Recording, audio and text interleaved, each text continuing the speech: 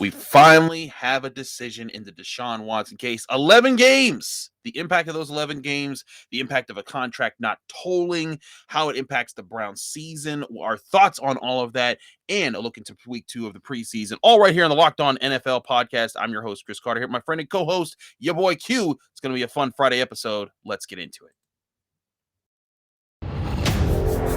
You are Locked On NFL, your daily NFL podcast. Part of the Locked On Podcast Network, your team every day.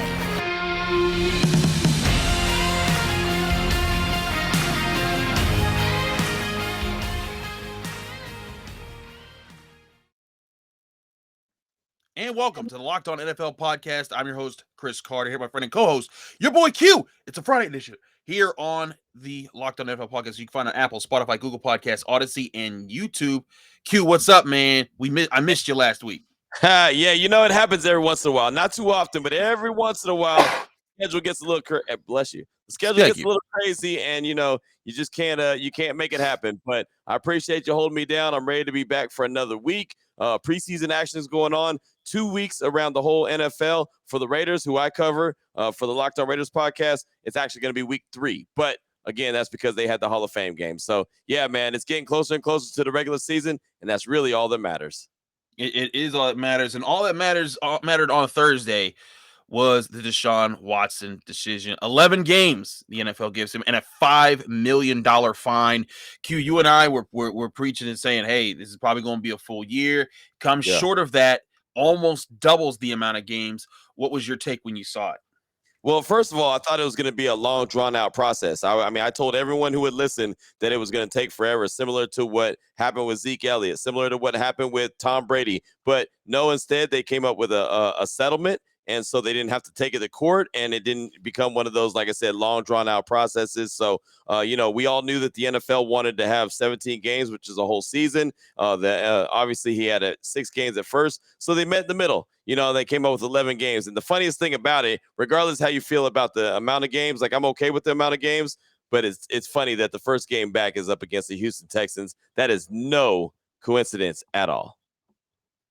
Yeah, it's one of those things that everyone's first reaction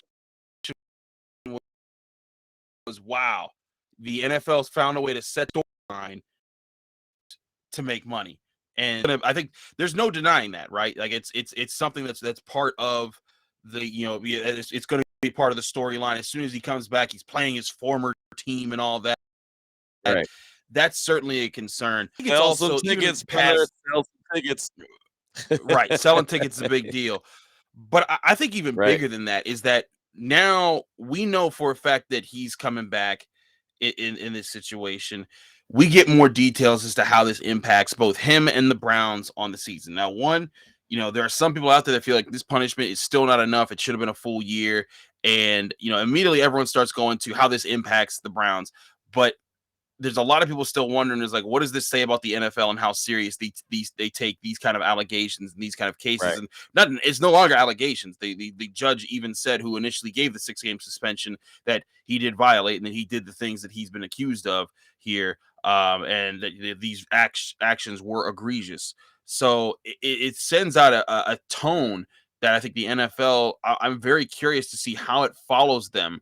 Deshaun Watson's still claiming innocence, still not remorseful in his statements there. And it's what I said all along, Q, is if there's a suspension and he comes back sometime this year, it will follow him and the Browns all season long and maybe even longer. As after a game, win or lose, there will be questions about it. There will be comments about it. There will be fans booing them. Heck, at their first preseason game, the Jaguars fans were letting him have it, saying things that we can't say on air. And it got crazy.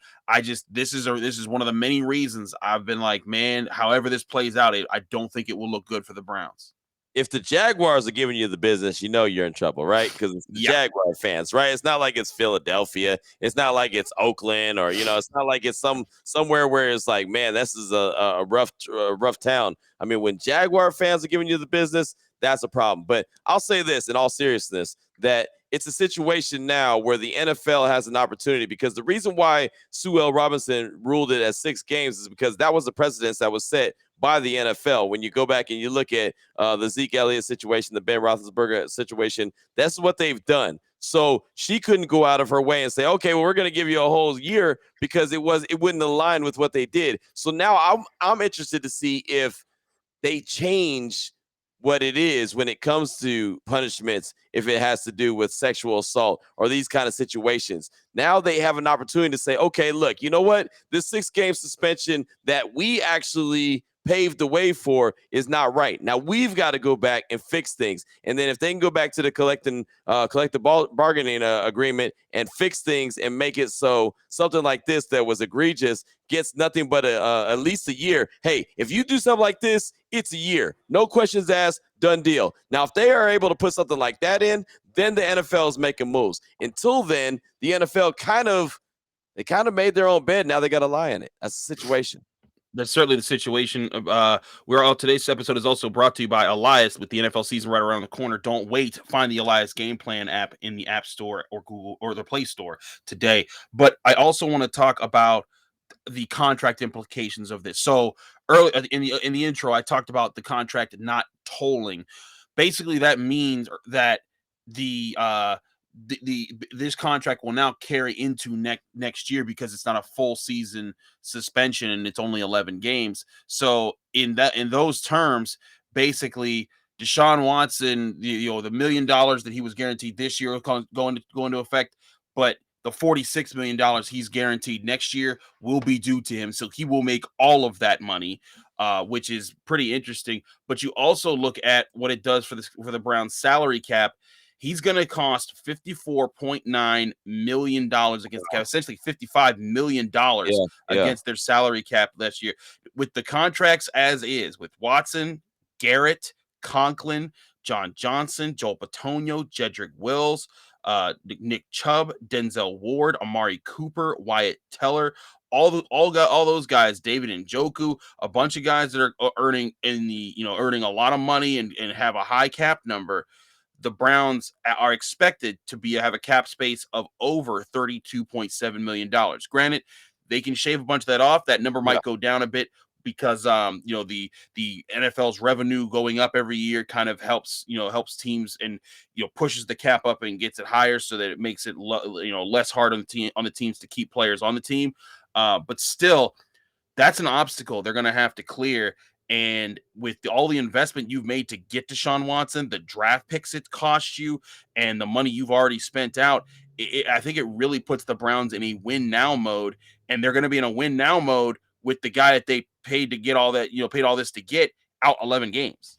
It sounds like they need to win this year, right? Almost, yeah. Like they need to go win it this year because of all the money that they dish out. But again, like you said, the front office, they can figure out a way to shave that down and clear all that cap space up. That's what a lot of teams do, including the New Orleans Saints. They do it like each and every year. The Patriots, they've made a habit of doing it. So other teams they could do it. They can get it done. It's not ideal. It kicks it down the road. And at some point, you got to pay the piper. But I do expect that they'll find a way to make it happen. This year, in my opinion, is really kind of like a redshirt year, right? I mean, if he's going to miss 11 games, I don't think that they have a whole lot of hope, even though they have a lot of talent on that roster.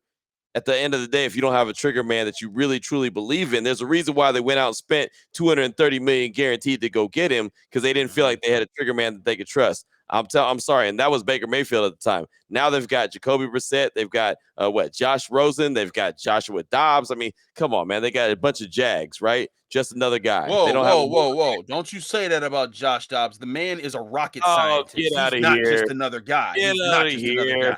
Get out of here! If he didn't play in Pittsburgh, you would have never said that. Never said that. If he had played in Las Vegas with the Raiders, you'd have been like, "Oh, he's a bum." Exactly. Exactly. But no, Josh Dobbs is a good human being, and he actually played well in that first preseason. You can be as nice as you want to be, and it's great to be a good human being. But if you can't play worth the salt, you're not worth the salt. Simple as that. Man, you said he's not worth the salt. He's not. Right. He's not very good. Everyone knew he wasn't very good when he was entered the league. No, it's fine. Point being, the Browns are going to be in a lot of trouble. We're going to go over those first 11 games, what might happen, and if the Browns need to and can do something to help their quarterback situation out before Deshaun Watson returns in just a minute here. But first, we're going to talk to you guys about Dave. Dave is Dave is a banking app, and what Dave brings for you is when it's able to when you get Dave and you're able to help get them, they help you organize your funds day to day. If you're living paycheck to paycheck and you're struggling, Dave is here to help you organize your funds and also help you out with some extra cash, because they have a feature on their banking app called Extra Cash, where you can get up to $500 instantly. It's more money to fill your tank, buy wedding gifts, catch up on bills, all the things you need to do daily that sometimes just get ahead of you when you're low on cash. And if you're stressing out, this is an opportunity to get this kind of money without any hangups, no interest, no credit check needed. And millions of people have already downloaded the Dave app to get the financial relief that they need with Extra Cash. So if you're in a pinch, you need some extra help, download Dave and think of it as a helping from hand from future you. Download the Dave app from the App Store right now. That's DAVE, Dave. Sign up for Extra Cash account and get up to $500 instantly. For terms and conditions, go to dave.com/legal. That's dave.com/legal. Instant transfer fees apply. Banking provided by Evolve. Member FDIC.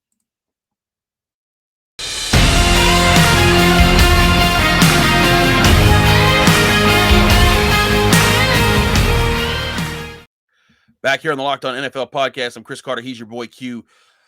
Q, let's go through these 11 games that Deshaun Watson is going to miss. And I'm looking at this schedule. It is no walk in the park. There's some teams that, maybe that could be walks in the park. But there's 12 weeks here because they do have a bye week in week 9. They open up with the Carolina Panthers on the road. Obviously, Baker Mayfield revenge game there. That'll be a huge storyline for everything. No coincidence there either. no coincidence. Right? No coincidence there either. Right. But Q, big question there though. The Carolina Panthers, they've been a team that struggled in the past. You're a big Matt Rule guy. You seem confident the Panthers are going to win that one. Oh, yeah, no doubt. It's year 3 under Matt Rule. I'm telling you right now, watch out. If you want to take a hot take from me right now, Matt Rule's going to get it done this year. Year 3, I promise you. That's his year. Baker Mayfield, he's backed up against the wall. People don't believe in him, and I know that you cover the Steelers like a glove, so you've seen him a lot of times, but you also saw Baker Mayfield when he was feeling himself and thought that he was the end-all, be-all. Now, right now, he's doubted. This is when he's going to be at his best. I think the Carolina Panthers are going to be a sneaky good team, and Matt Rule is going to get it done. I'm a Matt Rule guy. Let's go. I swear, this time last year, you said the same exact thing about them Carolina Panthers. No, I didn't. Remember, they started out 3-0, and then when they started out 3-0, I was like, oh, man, he's a year ahead of time. I was excited because Matt Rule was a year ahead, and then the wheels fell off. So Christian McCaffrey stays healthy. Baker Mayfield is the guy that I expect him to be. The Panthers will be just fine. Okay, we'll see if they will be. They then play the New York Jets in Cleveland. I think that could be a game that the Browns still find a way to win. The Jets aren't that good. They lost Mekhi Becton for the season. Zach Wilson is going to be recovering from injury. You're not sure when he'll be back. Maybe they got to replace Joe Flacco. But hey, Joe Flacco knows how to beat the Browns. He did that for so many years. He looks good. He looks good in camp, too. He looks a lot better than Zach Wilson. I have questions about Zach Wilson. I don't even think he's going to be a good quarterback, but that's just me. I've had Zach Wilson questions since he was being prognosticated as the best quarterback in his draft class. I still don't see what everyone else saw. But then they take on the Pittsburgh Steelers night game in Cleveland. The Steelers, man, I know some people think that because Ben Roethlisberger's gone, they're going to stink. I'm telling y'all, the Steelers are not going to be some team that you can just waltz into Pittsburgh and fool around with. They are going to be good this year. I've been saying it for a while. You saw in that preseason game, Mitch Trubisky, Mason Rudolph, Kenny Pickett, all threw touchdowns, and they didn't even have half of their defense. They were also missing their top 2 receivers, top 2 running backs, and top 2 tight ends in that game, and the offense looked fluid. Granted, against the Seahawks, who are sad, but I'm telling y'all, that's going to be a loss for the Browns. I believe in Kenny Pickett. I don't believe in Trubisky. I don't believe in who's the other guy, Rudolph. I don't believe in him. Nobody believes in Rudolph. He was good when he was at Oklahoma State. He's not that guy anymore. But Pickett, man, I think Pickett's the real deal. He'll probably be starting sooner rather than later. But no, I don't think there's any chance that Cleveland wins that game. I think Pittsburgh's going to run them straight out the building. Now, the last game, I do think the Browns have a legitimate shot to win with Jacoby Brissett. This is assuming Brissett is your starting quarterback with all these games. The Atlanta Falcons, a mess of a team right now, and they're on the road to Atlanta. But after that, it's a gauntlet. You get to play the Los Angeles Chargers. I don't see them walking away from that. They play the New England Patriots. I don't see them walking away from that. Maybe an L with that one, only because I don't know about the offense just yet. in New Yeah, England. Mac Honestly, Jones ain't all that, but still, that's right, Belichick. He's right, that's his former team. You know he's gonna want to stick it to them. right. Then you're gonna play the Baltimore Ravens in Baltimore. That's a L. Yep, it's not looking good for you. Then Halloween night, you're against the Cincinnati Bengals. That's a L too. Not looking good. You get a bye week. You come back, That's a still L. You without lose the bye week. you lose your bye week. Just L's all around, man. I was on a roll, so I just wanted to keep on rolling with the L's. Then you're in Miami. You get to play Tua, Tyreek, Mm. Jalen Waddle, that offense. There's a chance you can sneak them. Yeah, you I'm might still be able to win that one. Yeah, you might You win might be that able to one. win that. So maybe you win that one. But then you're playing at Buffalo. I'm That's a L. sorry. You losing that. And then your last game before Deshaun Watson is set to return, the Tampa Bay Buccaneers. Most likely you're losing that one. Obviously, we don't know what's going on with Tom Brady. Obviously, he left camp, and we don't know when his return is going to be. I'm sure he'll be back way before this game, but there's a lot of question marks going on. What's going on with TB? So yeah, there you go. But I think that'll be an L, no doubt about it. So we're looking at the possible W's, not even the guarantee, just the possible W's we see for the Browns if Jacoby Brissett's still their quarterback. The Jets, the Falcons, maybe the Dolphins. So from the two of us, we're saying maybe 3 wins, Right. 11 games. That's That means your season's over. If you win 3 games out of 11, your season's over. you're 3-8. Now, technically, they could go on a 6-game win streak with Deshaun No, Watson to beat the Texans, season's over. Ravens, Saints, No, Commanders, and then no. the Steelers. If you win 3 games in your first 11, your season's over. Dunzo. It's a wrap. Nothing left. Make sure you look to the draft next year. It's a wrap. It's over. You got Simple. any more done statements you want to throw in there? I'm working on. I'm trying to think of some, but no. But point being, they're up against it. So now the question is, Q, you look at that schedule. The Browns do have a roster. They have an offensive line they've paid a lot of money for. They have running backs that they've paid a lot of money for. They have a defense that they've paid a lot of money into. They've got Amari Cooper. Do they go get a quarterback right now? I know next year their salary cap situation is in a lot of peril, but right now they have $49.2 million in cap space. Mm-hmm. You could reasonably go get a guy. Now the question is, what do you go get him with? Because you've traded away so many picks to get Deshaun Watson. But Right. the obvious question out there is, what about Jimmy Garoppolo, who the Niners have been trying to ship for the longest and nothing's happened? Do you pull that trigger if you're the Cleveland Browns? I think you should. I really do. I mean, you got Jacoby Brissett, Josh Dobbs, Josh Rosen. None of those guys push the needle. I know Jimmy G is not somebody that everyone's going to get hot and bothered over, but at the same time, this dude was in the Super Bowl. He was in the Super Bowl, and he was one bad pass away from winning the Super Bowl. So I think you have a better opportunity with Jimmy G, and if you can get him out there, he can showcase himself for 11 games. You can either keep him on the roster, you can move him later on. I mean, whatever the case may be, moving him in the offseason. I mean, I don't know. I just think that would be a good move to make if you're going to go outside the building and look for a quarterback if you don't believe in Jacoby Brissett. And I've heard all of the, hey, Jacoby's doing this, Jacoby's doing that. We believe in him. I don't believe in Jacoby Brissett. I don't think he's that guy. I think he's decent, but that's not what they're looking for in Cleveland. They're not looking for decent. If they were, $230 million and a bunch of draft picks wouldn't have been sent Houston's way and Deshaun Watson's way to get them there with the Browns. So I just think that there's an opportunity for the Browns to try to still, give us a little bit of a lifeline to this season. Go out and get a guy that's been there, done that, Jimmy G. He's just got to stay healthy, and obviously that's a big question. How crazy could it be if the Browns have this bad season that we're talking about? They start 3-8. Deshaun Watson come back. There's no guarantee that when Deshaun Watson comes back that everything's going to click. I mean, you saw in that first preseason game, it wasn't all his fault, but he was 1 of 5. But you saw drops. You saw the lack of chemistry. You saw that he still had the playmaking ability, but there needs to be a connection, a synergy between the offensive players. There wasn't that in that first preseason game. He can play these other 2 preseason games, but then he won't be able to play anything after that. So the question is then at week 13 when he's back against the Texans, will that be there or will it take a while? And then can they win any games? And then you could be in a situation where, say, they get to the end of the season and they've won 5 games. They're 5-13 or no 5-14. Yeah. No, wait, I did it backwards. 5-12 on the your season. Math is terrible. Yeah, listen. Math wasn't my specialty, baby. That's why I'm on podcast. But if they'd be 5-12.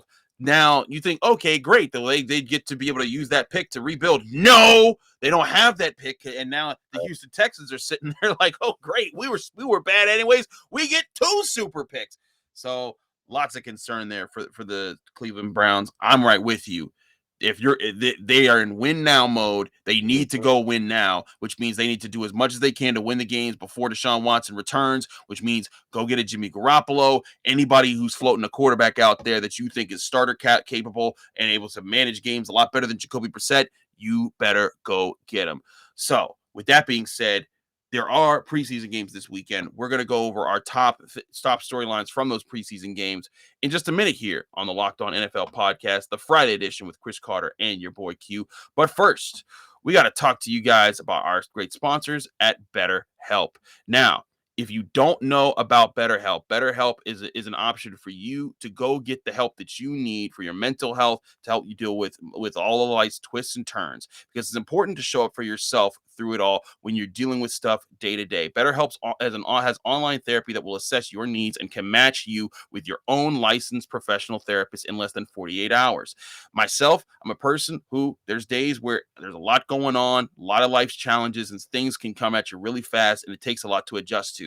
When you have a licensed therapist and a professional who can help you sort those thoughts out, organize them, and then figure out the way that they're impacting you and better attack your day, it helps you get through your day so much better. It helps you stay focused and and live better. That's where BetterHelp is here to help you with. And it's not a crisis line. It's not a self-help line. It's professional therapy done securely online, and it's available to people worldwide. You can log into your account anytime and send a message to your therapist. And with therapy, it can take a few tries to find the right fit for you. So that's why BetterHelp makes it easy and free to change therapists if needed. And if they have a special offer, we have a special offer there for our listeners. You can get 10% off your first month at betterhelp.com/lockedon. Go to betterhelp.com/lockedon to get 10% off your first month of online therapy. Again, that's BetterHelp, HELP.com/lockedon.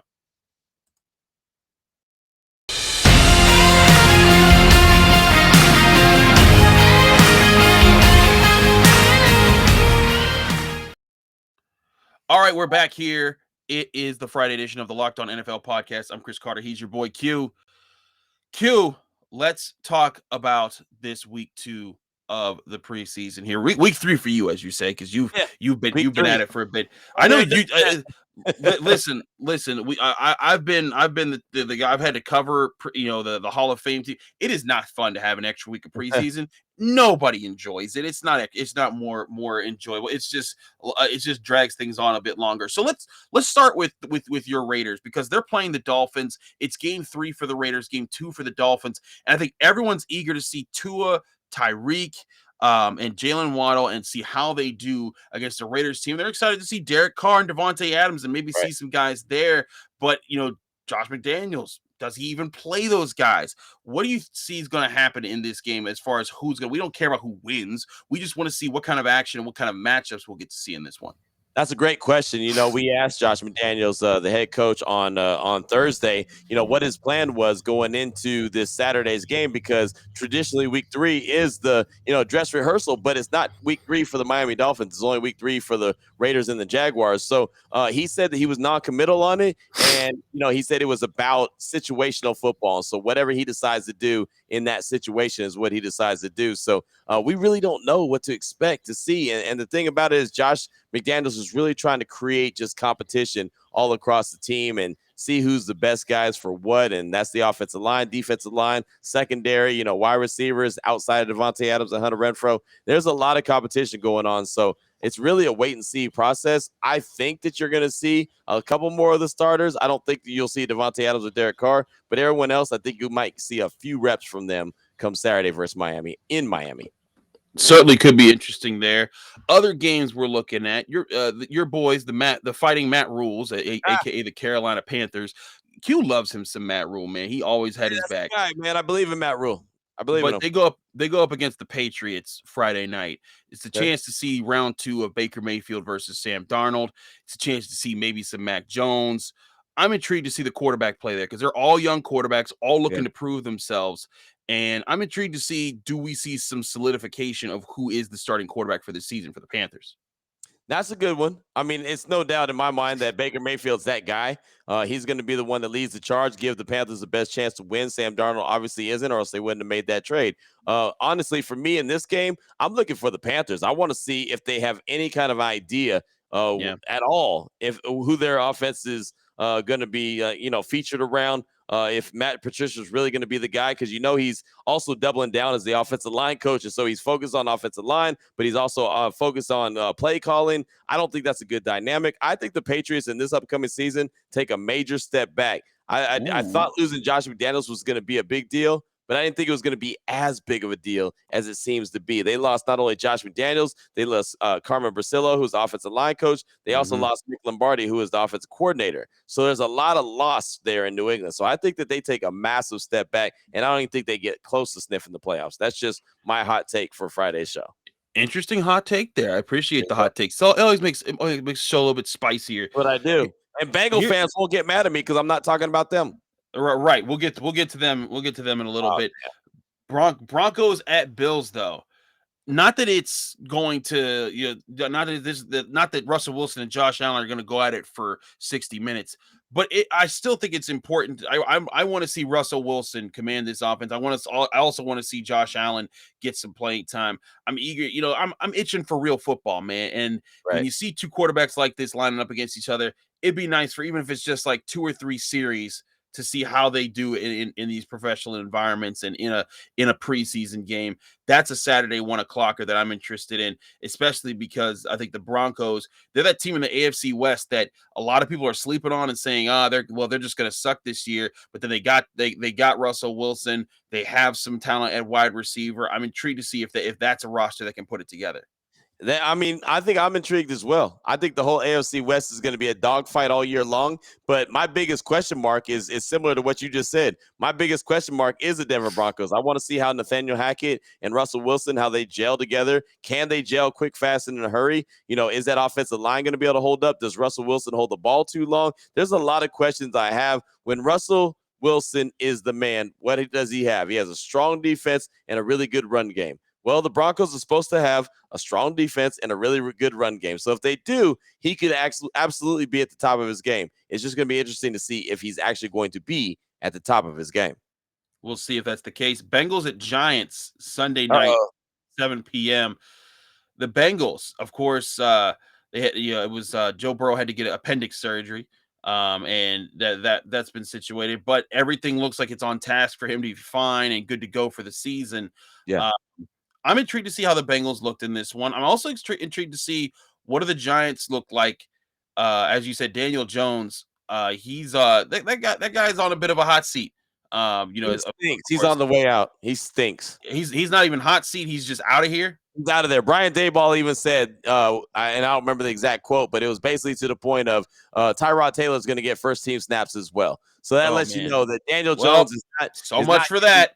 right, exactly. He's not getting the majority of the snaps. That's not Brian Dayball's guy. He didn't draft him. He didn't pound the table for him. He came over from Buffalo. So what he's going to do is say, yeah, I'll set you up for success. Oh, you don't have it? Okay, let me go to Tyrod Taylor, who's not the greatest, but at least I know he's consistent.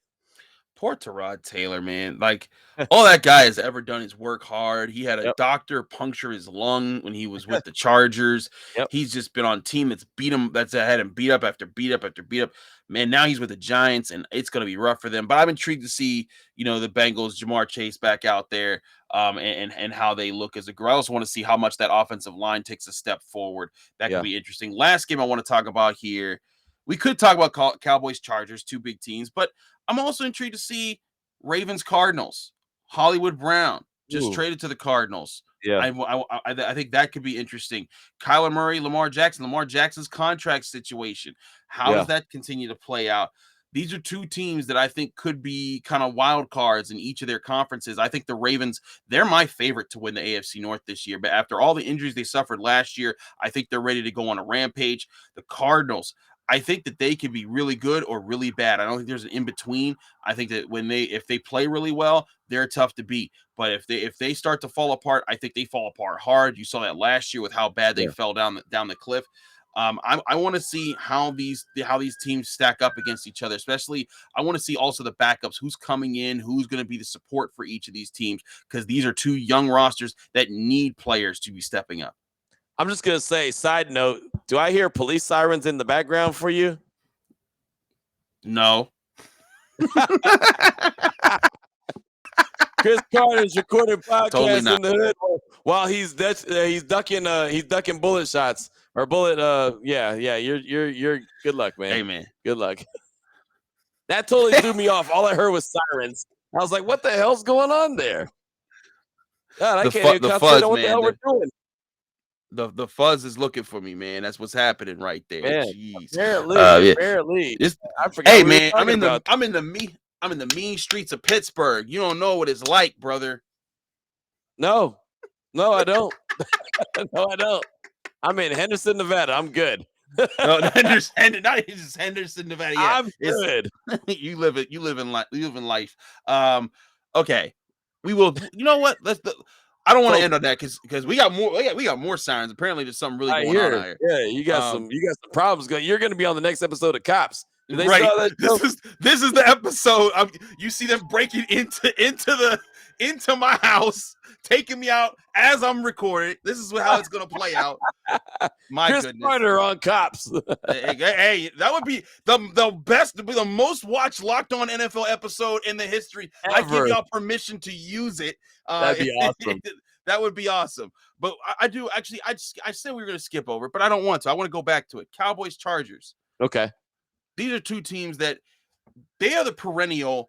When you read like the Street and Smiths, the Sporting Newses, and they do their who's going to win every year, the Cowboys or the Chargers are their Super Bowl picks, and then neither of them make it there. But is this a year? I know you used to live out in the Dallas way. Is this a year where either of these teams make a serious run? I think the Chargers have an opportunity. I think every team in the AFC West has an opportunity, right? They're just that good. And, of course, everyone's waiting for Justin Herbert to take that next step. But I'll tell you right now, the Cowboys, I don't think they're worth the salt. You know, I think their defense is going to be good, but they lost Amari Cooper. He's now in Cleveland. They have Michael Gallup coming off a torn ACL. CeeDee Lamb has some stitches on his foot because, well, he was doing some tomfoolery. His words, not mine.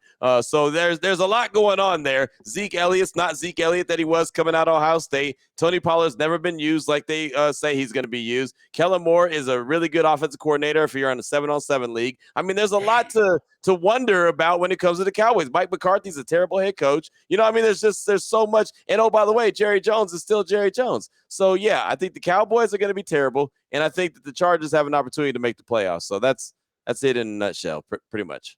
Man, you just assassinated the Cowboys there. So you listen, man. The Bengals fans were pretty wild, but Dallas fans, they can chirp, man. So Dallas fans don't. They're not doing anything. Leave my boy Q alone. He has taken enough heat in his life. Worried about. Hey, look, man. I worked in Central Texas, so I was there covering the Cowboys. Cowboy fans can't tell me nothing, man, because everything they can tell me, I can back it up with facts. Not fiction. I can back it up with facts.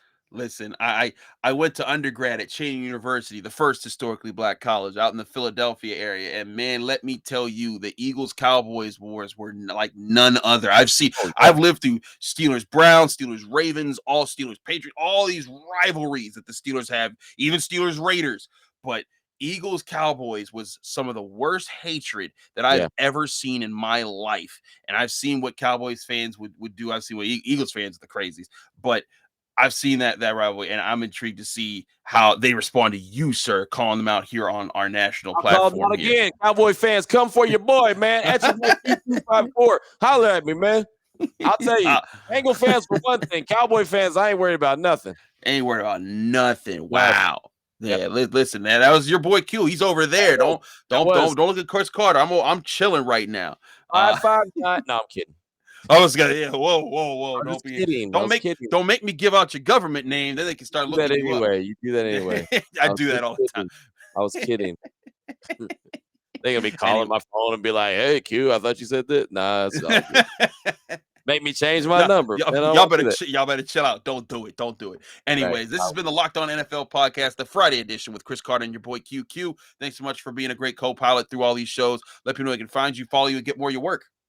At your boy Q254 on Twitter. As you'll recognize that 254, that is a Central Texas area code right there. And, shout out to the Cowboy fans. I know your pain. Cowboys and the Raiders are very similar. I'll say that right now. I cover the Raiders for Locked On Raiders podcast. They are very similar. So when I talk trash to the Cowboy fans, I get it because, well, Raider fans have been there, done that for a very long time. Same thing, man. So it is what it is. But shout out to everybody, man. Appreciate y'all listening to the Locked On NFL podcast. Chris, where can they find you?